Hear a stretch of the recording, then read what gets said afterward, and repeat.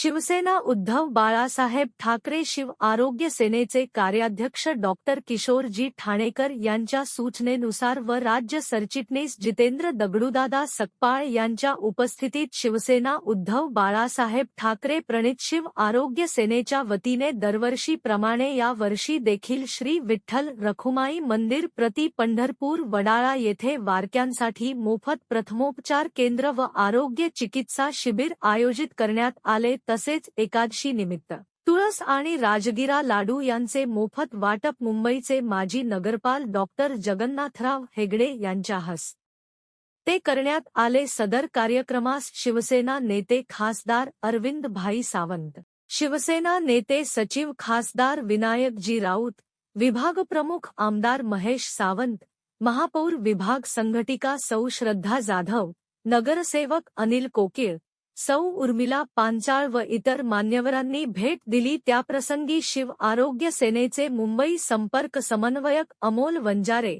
मुंबई सचिव सौ ज्योतिताई भोसले, ठाणे जिल्हा समन्वयक डॉक्टर प्रशांत भुईबर, एकनाथ आहिरे, अजित माने,